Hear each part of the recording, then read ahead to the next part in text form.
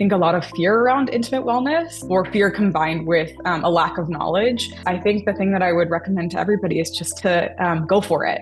That's something that a lot of people aren't in touch with personally, and it can make a humongous difference in terms of their emotional and mental well-being. If you haven't really engaged with intimate wellness at this point, it's never too late to begin to experience that type of wellness. We are so excited to be joined by Dr. Ellen Kaufman, and I am going to hand it over to her to introduce herself. Hi, I'm Dr. Ellen Kaufman. I'm a senior research associate at the Kinsey Institute. For about the past 6 years, I've been studying everything basically related to the intersection of intimacy and technology. We're excited to have you. So I have a couple questions for you. What is one trend in intimate wellness that actually excites you? And not just because it's hot and on social media, but because it could, in your opinion, change how people connect for real.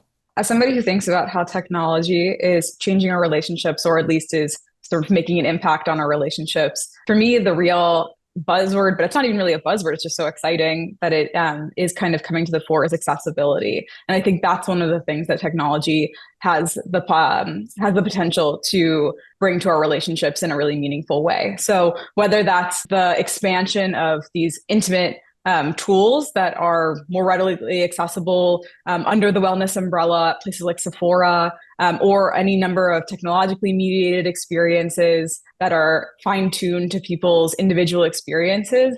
I think that one of the things that is so exciting about the technology and intimacy space is that people who, for many different reasons, didn't have access to the types of experiences that were meaningful to them, or could improve their mental well-being or intimate well-being, now have access to these experiences through these new technologies. So if you could teach the world just one thing about intimate wellness, the one truth that really moves the needle, what would it be? For a lot of reasons, not least of which is stigma, there is I think a lot of fear around intimate wellness, and either fear or fear combined with a lack of knowledge. I think the thing that I would recommend to everybody is just to go for it. That's something that a lot of people aren't in touch with personally, and it can make a humongous difference in terms of their emotional and mental well-being. So the thing that I would say is if you haven't really engaged with intimate wellness at this point, I think right now is a really great place to start. It's never too late to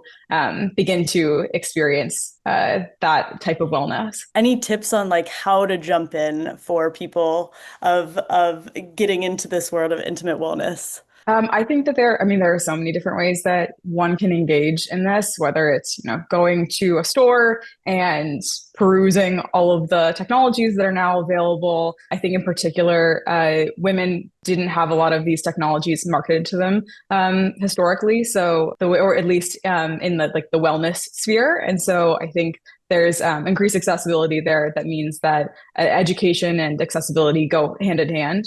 So I think that's one way to do it. Now, through technology, we also have just a tremendous amount of information that's available. I would say using any number of online resources is a really good place to start. But there are really at this point infinite opportunities and spaces in which one can begin to engage with intimacy online that I think are all an excellent place to start.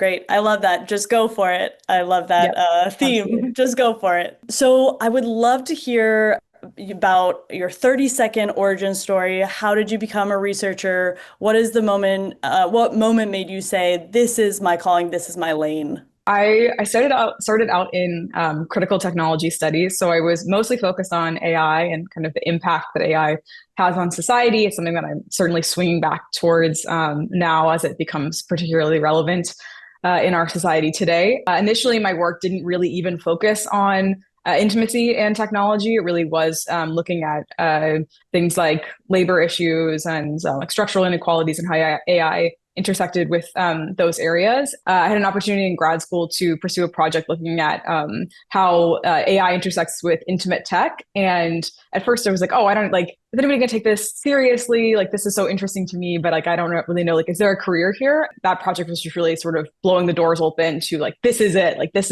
This space of intimate tech is something that I am obsessed with and has so much promise in terms of how it intersects with people's lives and how it might be beneficial for people's experiences and well-being. And so I think that's really where it started. I sort of can't imagine not studying it today. That's so great. And I think what you previously studied as well as far as structural inequalities and so forth, I think is such a great like foundational place of intimate wellness is so intersectional and that it connects to all of these different spaces, as you said, tech and so forth. And so I love that you have you're bringing so many different perspectives to this space as well. I think that's so important for people entering intimate wellness is that all of these perspectives are so needed. And that's great. That's great. Definitely. Great. So I have one more question for you. And if you could leave one message for the next generation about love, intimacy, or self-worth, what would it be and why does it matter now?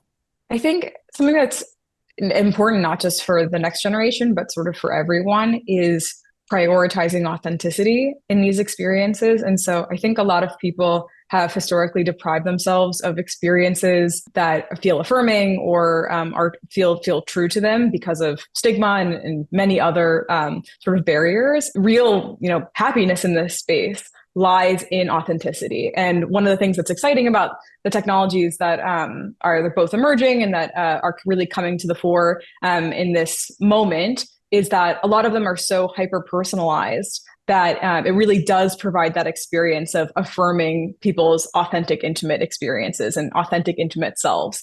Less fear. Obviously, that's not, entirely within your control. We still live in a society where there are these barriers, but I do think that, it's just true in all things. Trying to live as authentically as possible is something that is going to bear the most fertile outcomes, I think. What a great message. I feel like I've heard less fear, more authenticity, just go for it. And I think those Definitely. are so important and things I will take with me even just for my day today. But I think generally what a just powerful message that I think a lot of us can take from